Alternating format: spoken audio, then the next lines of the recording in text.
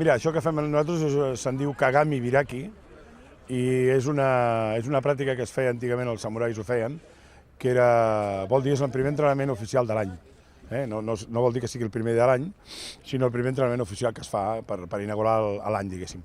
Llavors això consisteix, això és una pràctica zen, que el que consistia, i el que vol dir en si el Kagami Biraki, és netejar el mirall, netejar l'esperit per començar l'any net. És dir, netejar tot el de l'any passat, fer, com diríem aquí, borrón i cuenta nueva, doncs una mica és el mateix, no? És deixar tot el passat, l'any passat ja ha acabat tot, i allà netegem tot l'anterior, sortim amb ganes renovades i diguéssim amb molt més d'esperit per afrontar l'any nou amb més ganes i més activitats del que hem fet l'any anterior.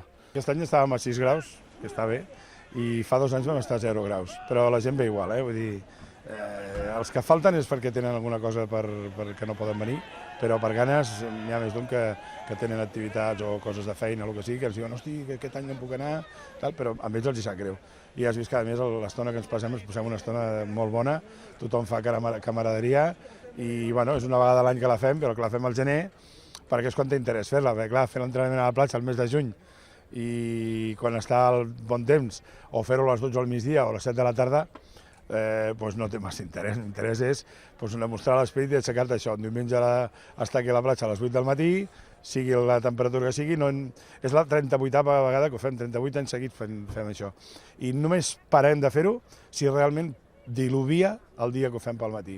Si plou, per dir-ho d'alguna manera, normal, o fa fred, l'entrenament es fa igual. Realment, clar, si diluvia no, perquè no és impossible de poder entrenar, no? Però inclús caient aigueta, diguéssim, allò mitjana, també hem vingut a entrenar a la platja al gener. O sigui que ens ho passem molt bé. I la gent, de fet, cada any ja ho sap, ¿Este año cuándo es el Kagami Biraki de este año i tal? I sempre ho fem, això, sobre la segona setmana, després de Reis, sempre. Perquè, clar, quan estem en Reis i això, com que la gent està de vacances encara, no és mala cosa, però sempre entre l'11, el 13, el 15, més o menys després de Reis, sempre fem aquest entrenament. I res, aquí, esperant ja l'any que ve, altra vegada.